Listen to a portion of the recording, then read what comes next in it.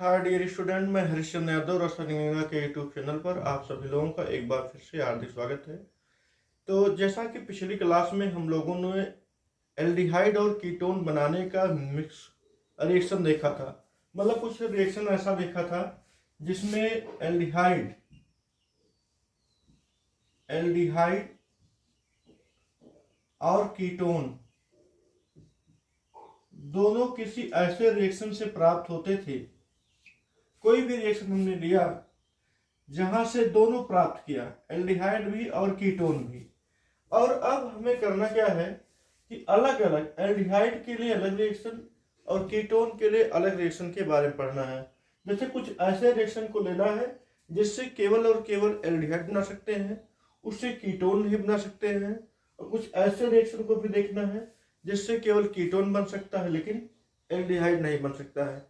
Common reaction आपने बहुत देख लिया और अब देखेंगे एल्डिहाइड के बारे में। पहले अब हम कुछ ऐसा रिएक्शन लेते हैं जिससे केवल एल्डिहाइड बनेगा। अब जैसे दो रिएक्शन बहुत महत्वपूर्ण है आपके बोर्ड एग्जाम के लिए, वो दो रिएक्शन रिडक्शन प्रोसेस के अंतर्गत आते हैं, जिसमें से एक रिएक्शन है रोजेनमुंड। आपको पता होगा, शायद पहले से भी आप उसका नाम सुने होंगे, रोजेनमुंड रिएक्शन। और एक है स्टीफन रिएक्शन। दोनों बहुत इंपॉर्टेंट है, लेकिन पहले हम रोजेनमुंड ये ध्यान देंगे। सबसे पहले हम रोजेनमुंड रिएक्शन रखेंगे। ये है बहुत इंपॉर्टेंट है, नेमर रिएक्शन है। रोजेनमुंड रिएक्शन क्या होता है? रोजेनमुंड रिएक्शन वास्तव में ये जो रोजेनमुंड रिएक्शन है एक प्रकार का रिडक्शन रिएक्शन है। जाने रहिएगा, आज हम दो रिडक्शन रिएक्शन पढ़ने वाले हैं, एक रोजेनमुंड के बारे में, दूसरा है स्टीफन। इसके पूरा होने के बाद तुरंत हम उसे बताएंगे। देखिए रोजेनमुंड रिएक्शन में क्या होता है कि कुछ इंपॉर्टेंट बातें हैं, उसको ध्यान में रखना है। जैसे पहले रिएक्शन को हम लिख दे, फिर उस इंपॉर्टेंस को बताते हैं। जैसे कोई एसिल हैलाइड है, एसिल हैलाइड मतलब हो गया RC⋯O, यहाँ पर Cl। आप इसको एसिल हैलाइड कहिए या इसको एसिल क्लोराइड कहिए, दोनों बात एक ही है। इसे हम उबलती हुई जाइलिन पर रखेंगे। जाइलिन एक पदार्थ है जो कि उबलती हुई होगी, उसी में यह एसिल क्लोराइड पड़ा होगा और हम इसका अपचयन कराने वाले हैं। देखिए अपचयन हाइड्रोजन की उपस्थिति में कराते हैं, हाइड्रोजन के साथ कराते हैं अपचयन की क्रिया। और हाइड्रोजन के साथ जो कैटलिस्ट होगा वो होगा पैलेडियम, और पैलेडियम कैटलिस्ट के साथ एक होगा पदार्थ जिसका नाम है बेरियम सल्फेट। ध्यान दीजिएगा, हम यही बताने वाले हैं, या ऐसा कुछ करें तो ज्यादा अच्छा रहेगा। ऐसा करें ताकि आपको तैयार भी हो। हाइड्रोजन ऊपर लिख देते हैं और PD/BaSO4 हम नीचे लिख देते हैं। देखिए ऐसा करने से एक पद ये हो गया और एक पद ये हो गया, दो पद यहाँ पर हो गया। और ये दोनों एक बार हम बिल्कुल साथ में करा करके बता देते हैं क्या बनता है, तब समझाते हैं। ये बनेगा RC⋯O ∠H RCHO, और वो निकल जाएगा HCl, जिससे कोई मतलब नहीं है, निकल जाने दीजिए। हमें पहले रोजेनमुंड के बारे में जानना है। What is Rosenmund reaction?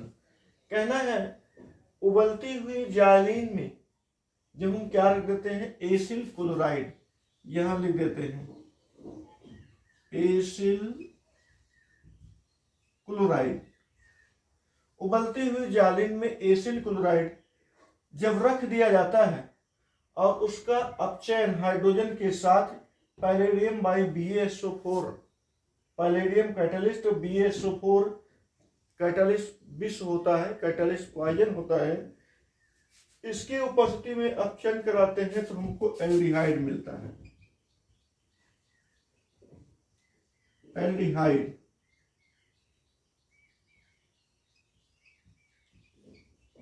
यही रिएक्शन कहलाता है रोजेनमुंड रिएक्शन। अपचयन तब आप बोलेंगे क्योंकि यहाँ पर हाइड्रोजन लिख दिया गया। हाइड्रोजन से जब भी कोई अपक्रिया होती है तो वह रिडक्शन रिएक्शन में ही आता है।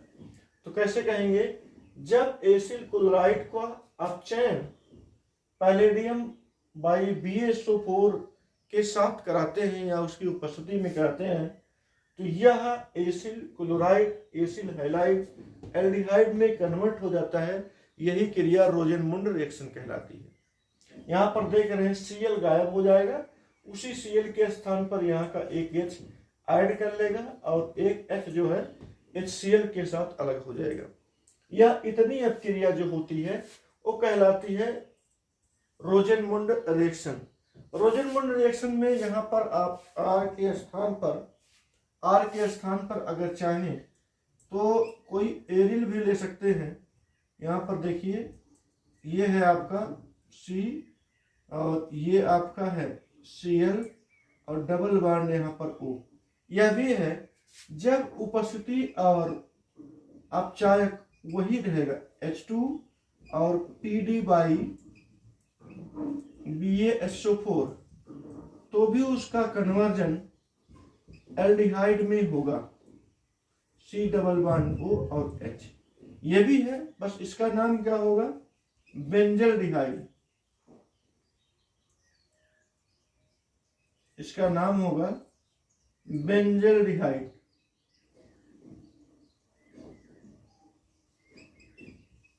मतलब अगर आप एल्किल लेते हैं तो एल्किल के साथ एल्डिहाइड देगा, और यदि आप एरिल लेते हैं तो एरिल के साथ एल्डिहाइड देगा, वो एरिल एल्डिहाइड यानी कि बेंजल एल्डिहाइड।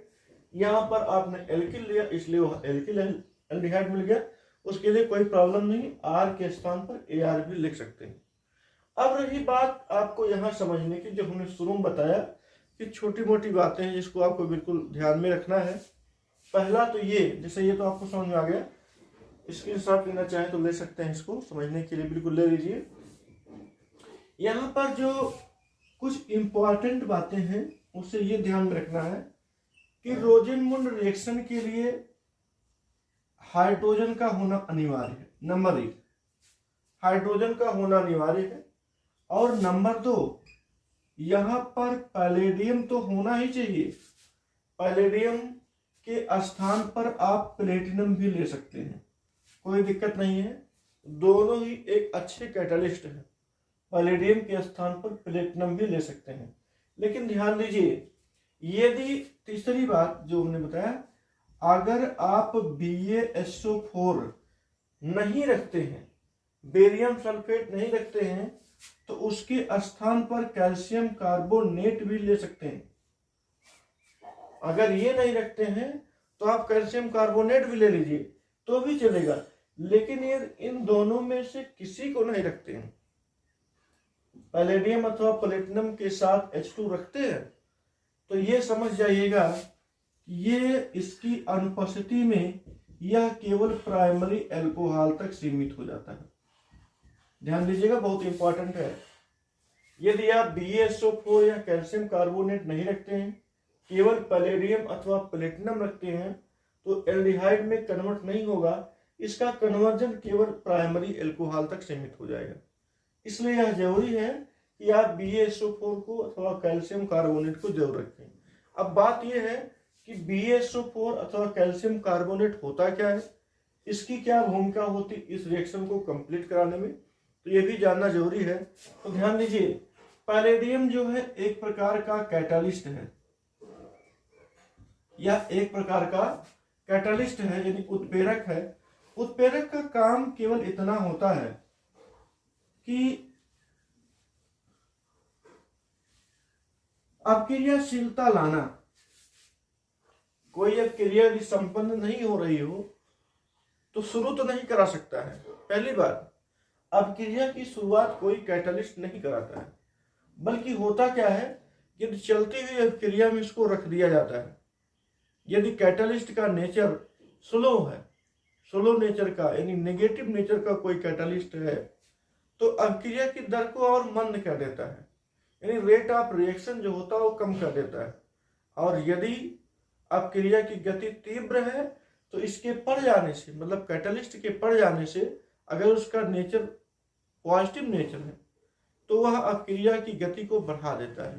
तो आपको बात समझ में आ गई कि कैटलिस्ट कभी भी किसी अपक्रिया को स्टार्ट नहीं कराता है, बल्कि अपक्रिया की दर में परिवर्तन लाता है।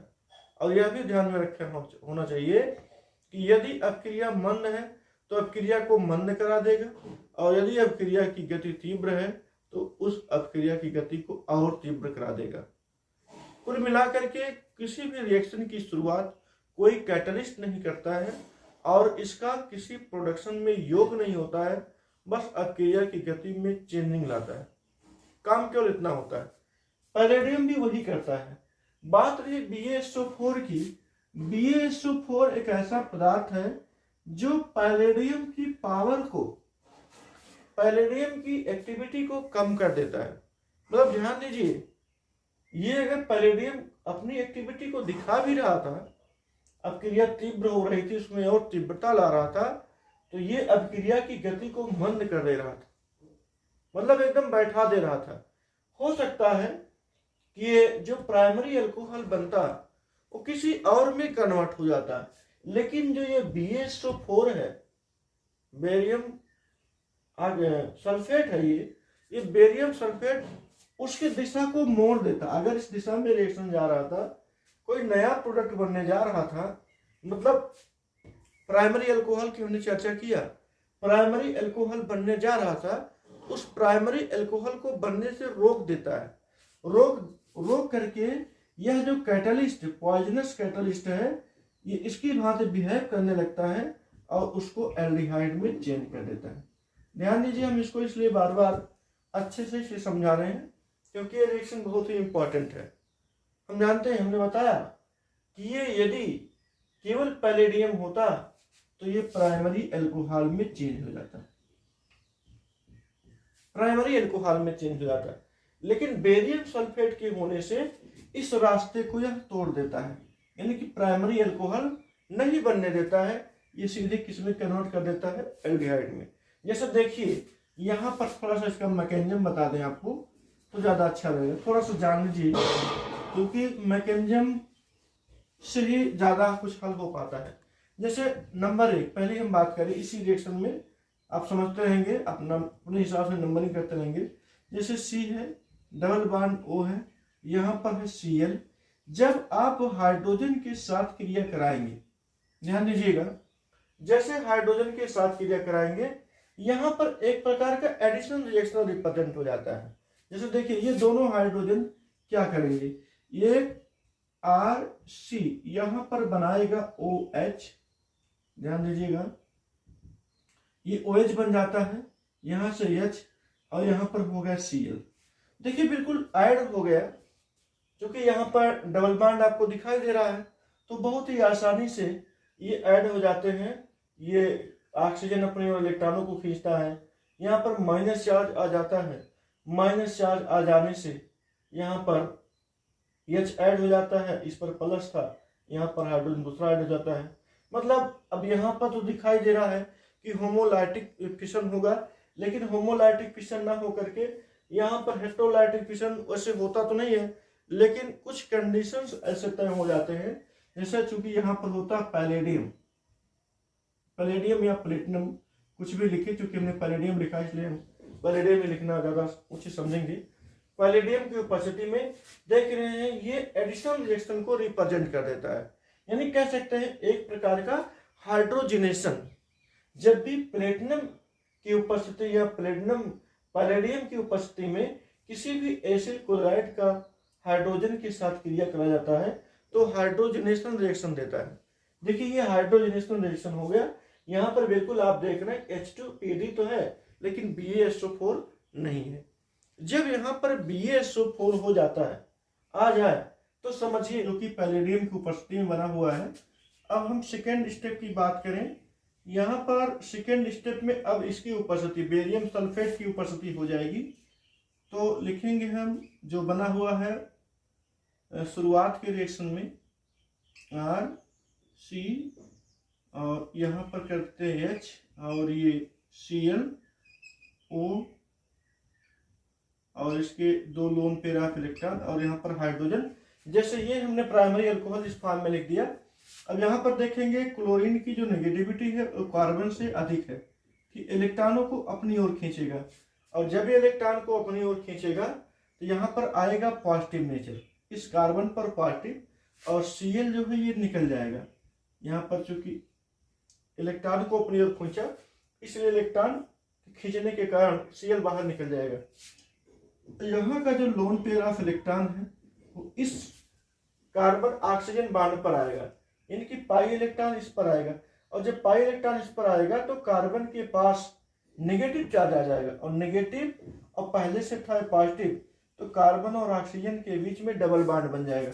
मतलब कुछ ऐसे R हो गया, R के बाद C, यहाँ पर Cl तो पहले से ही गायब हो गया, H सुरक्षित था, H ऐसे था, यहाँ पर डबल बॉन्ड O हो गया, और पॉजिटिव क्योंकि इलेक्ट्रॉन जो पाई इलेक्ट्रॉन था वो कार्बन की तरफ विस्थापित हुआ था, तो डबल बॉन्ड बना करके 2 इलेक्ट्रॉन बचा, और यहाँ पर जुड़ा हुआ हाइड्रोजन देख रहे हैं, और ये Cl हमने पहले लगा दिए माइनस।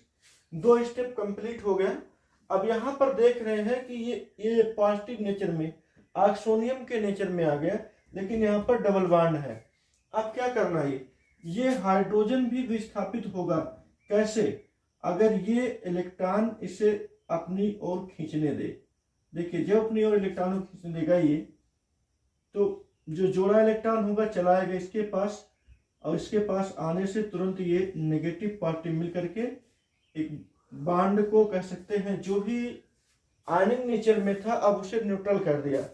यहाँ पर बनेगा R C H और डबल बॉन्ड ये O हो गया सुरक्षित, और ये H क्या होता है यहाँ से निकल जाता है। देखिए H यहाँ से निकल गया जिसका नेचर आया था पॉजिटिव, यहाँ पर हम कर सकते हैं पॉजिटिव, और Cl यहाँ निकला था नेगेटिव नेचर के साथ, H पॉजिटिव और Cl नेगेटिव, ये बारी बारी करके निकले हैं। पहले HCl निकला है, उसके बाद H निकला है, दोनों मिला करके ये Cl बनाएंगे, जो कि आप शुरुआत में देखे थे मेन रिएक्शन में HCl मिला हुआ था, और जा करके HCl यहाँ पर प्राप्त हो जाएगा, और हमें एल्डिहाइड जो आपको दिखाई दे रहा है ये प्राप्त होता है। तो रोजेनमुंड रिएक्शन यही होता है कि जाइलिन की उपस्थिति में या जाइलिन में जब कोई एसिल क्लोराइड उपस्थित हो, इसका अपचयन हम पैलेडियम बाई BaSO4 की उपस्थिति में कराते हैं, तो यह एल्डिहाइड में कन्वर्ट हो जाता है। ऐसा हमें समझना अगर हो तो हम 2 स्टेप में इसे समझ सकते हैं। 2 स्टेप इसलिए समझाया जा रहा है कि यदि BaSO4 ना हो तो क्या होगा। यदि BaSO4 नहीं होगा तो प्राइमरी अल्कोहल बनेगा, और जैसे ही आप BaSO4 रखेंगे तुरंत तो प्राइमरी अल्कोहल नहीं बल्कि एल्डिहाइड में कन्वर्ट हो जाएगा। इस बात को ध्यान में रखेंगे, ये रिएक्शन बहुत ही इंपॉर्टेंट है, रोजेनमुंड रिएक्शन। तो अब हम दूसरा रिएक्शन लेते हैं। रोजेनमुंड के बाद हमने बताया था कि ये भी एक रिडक्शन रिएक्शन है, और एक रिडक्शन रिएक्शन और है जिसका नाम है स्टीफन रिएक्शन। चलिए हम देख लेते हैं स्टीफन रिएक्शन क्या होता है। इन दोनों रिएक्शनों से केवल एल्डिहाइड ही प्राप्त होता है, कीटोन नहीं बनाया जा सकता है। स्टीफन रिएक्शन,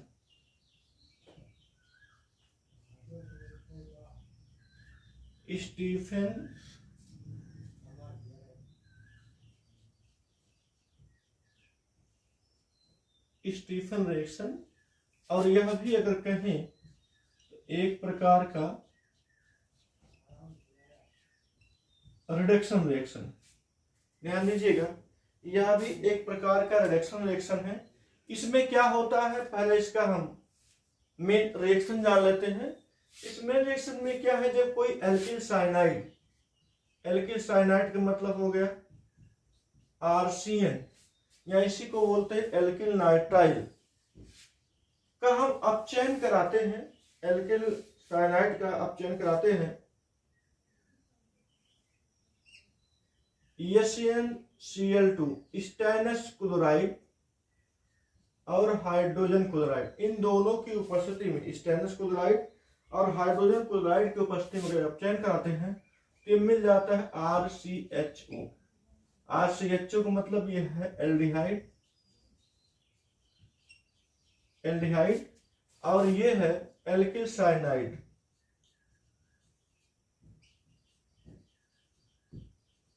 एल्किल साइनाइड या इसी को एल्किल नाइट्राइल भी बोलते हैं।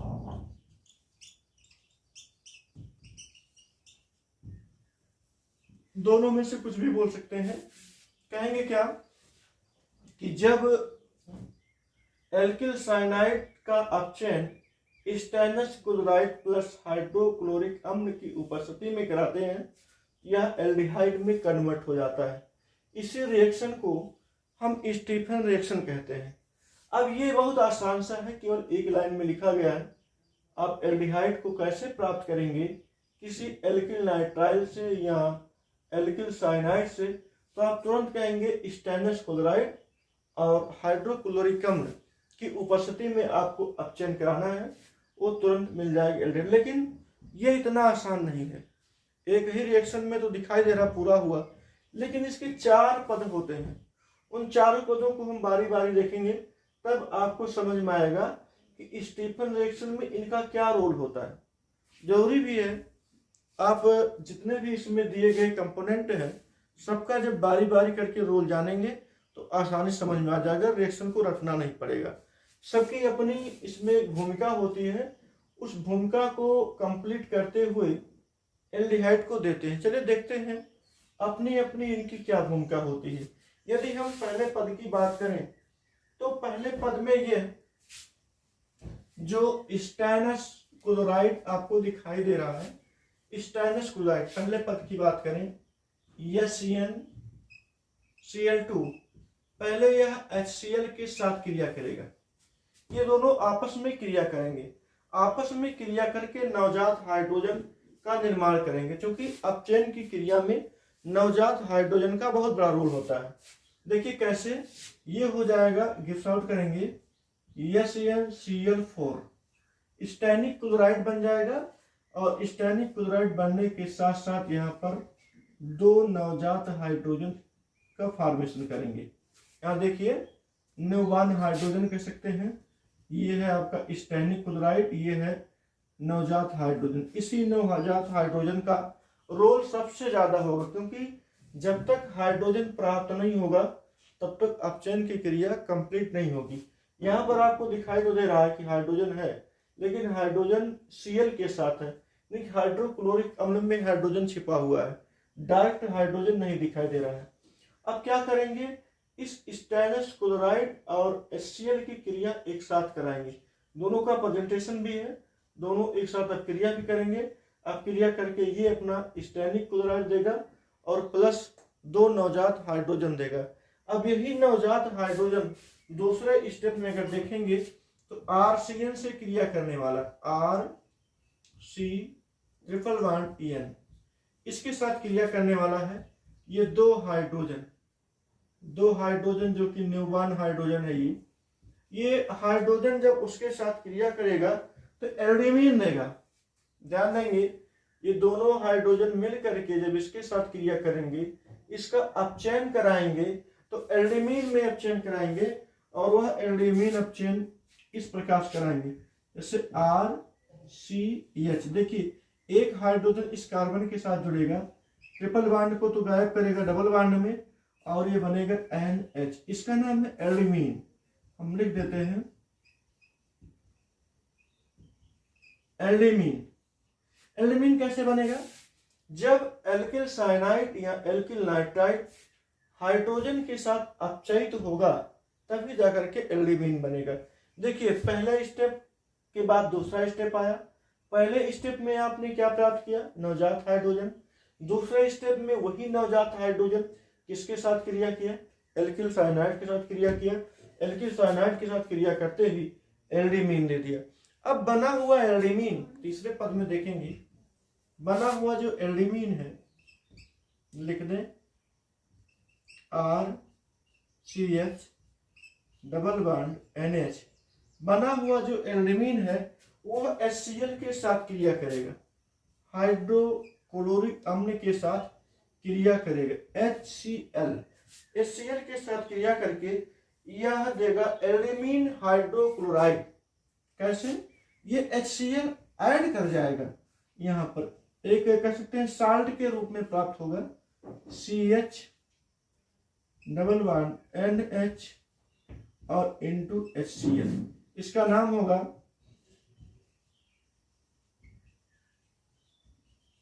एल्यूमीन हाइड्रोक्लोराइड। ध्यान दीजिएगा, इसका नाम होगा एल्यूमीन हाइड्रोक्लोराइड। इसी को एक नाम से और जानते हैं एमिनो क्लोराइड कह सकते हैं। इसको कहीं कहीं ऐसा भी कहते हैं एमिनो क्लोराइड, लिख रहा है एमिनो क्लोराइड। लेकिन अक्सर एल्यूमीन हाइड्रोक्लोराइड इसलिए कहते हैं क्योंकि ये इतना भाग यहां से लेकर के RCH डबल बॉन्ड NH तक यह एल्यूमीन है और उसमें HCl लगा हुआ, इसलिए उसको हम बोलेंगे एल्यूमीन हाइड्रोक्लोराइड। अब बात आती है चौथे पद की। चौथे पद में बहुत कुछ नहीं है, बस केवल उसका हाइड्रोलिसिस करा देना है, जल अपघटन क्रिया करवाना है। और जल अपघटन क्रिया किसका कराना है? एल्यूमीन हाइड्रोक्लोराइड का। देखिए यहाँ पर RCH डबल बॉन्ड ये NH इंटू HCl दिया गया है। आप इसका हाइड्रोलिसिस कराइए, जल अपघटन क्रिया करवाएंगे। जैसे ही जल अपघटन क्रिया करवाएंगे, यहाँ देख रहे हैं R है, R के साथ लगा हुआ है C और C के साथ जुड़ा हुआ H। यहाँ का जो O आप देख रहे हैं यही डबल बॉन्ड के साथ आ जाएगा। जल का जो ऑक्सीजन है उसी के साथ आ जाएगा और यहाँ पर देख रहे हैं कि 2H यहाँ 2H यहाँ हो जाएगा NH4 और Cl, जिसका नाम है अमोनियम क्लोराइड। और ये जो आपको प्राप्त हुआ है वह है एल्डिहाइड। यह पूरा जो क्रिया है देख रहे हैं, चौथे पद में जाकर के हमें एल्डिहाइड प्राप्त हुआ और हमें यही एल्डिहाइड प्राप्त भी करना था। देखिए ये एल्डिहाइड, यदि यही साइड में हम NH4Cl लिख दिए होते, NH4Cl, तो शायद आपको समझ में ना आता कहां से ये NH4Cl आया। ये थोड़ा सा कंफ्यूजन पैदा करता, तो वो कंफ्यूजन अब नहीं रह गया, क्योंकि आपने प्रत्येक स्टेप को देखा ध्यान से। प्रत्येक स्टेप में अपना अपना अलग अलग प्रक्रिया है। उन प्रक्रियाओं के गुजरते गुजरते हम लोग तब जाकर के अमोनियम क्लोराइड पाए हैं। यहाँ डायरेक्ट लिखते तो रिएक्शन को आपको याद करना पड़ता, लेकिन यहाँ पर याद नहीं करना। बस आपको क्या करना है, पहले आराम से इस रिएक्शन को लिख देना। पहले यहीं तक लिख दीजिए तो भी चलेगा, वो बाई प्रोडक्ट है, नहीं लिखेंगे ऑर्गेनिक केमिस्ट्री में चलता है, लेकिन मेजर प्रोडक्ट को लिखना पड़ता है। तो यहाँ पर देखिए क्या कहेंगे स्टीफन रिएक्शन में।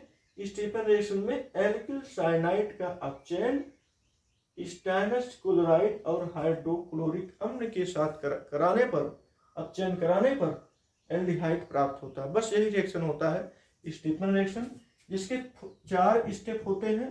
पहले स्टेप में स्टेनस क्लोराइड और हाइड्रोक्लोरिक अम्ल नवजात हाइड्रोजन का फॉर्मेशन करते हैं। अब वही नवजात हाइड्रोजन एल्किल साइनाइड के साथ क्रिया करके एल्यूमीन देता है और वही एल्यूमीन हाइड्रोक्लोरिक अम्ल के साथ क्रिया करके एडिशन रिएक्शन को रिप्रेजेंट करता है, जो कि एक साल्ट का निर्माण करता है। एल्यूमीन हाइड्रोक्लोराइड या एमिनो क्लोराइड का निर्माण होता है और वही एमिनो क्लोराइड या एल्यूमीन हाइड्रोक्लोराइड जल अपघटन क्रिया द्वारा एल्डिहाइड का फॉर्मेशन करता है और बाई प्रोडक्ट के रूप में NH4Cl अमोनियम क्लोराइड प्राप्त होता है। इस प्रकार से आज हम लोगों ने 2 नेमन रिएक्शन देखा और 2 नेमन रिएक्शनों में आपको केवल और केवल एल्डिहाइड ही प्राप्त हुआ है, कीटोन प्राप्त नहीं हुआ। बस ऐसे ही और भी रिएक्शन आने वाले हैं, उन रिएक्शनों में हम कीटोन को प्राप्त करेंगे, उससे एल्डिहाइड नहीं प्राप्त करेंगे। आगे क्लास में आपको जरूर मिलेगा। आप इसका स्क्रीनशॉट लेना चाहें तो बिल्कुल ले लीजिए, क्योंकि बहुत आसान से लाइनों में लिखा गया है।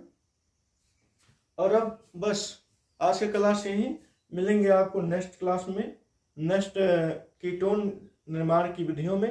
तब तक के लिए थैंक यू सो मच। जय हिंद, जय भारत।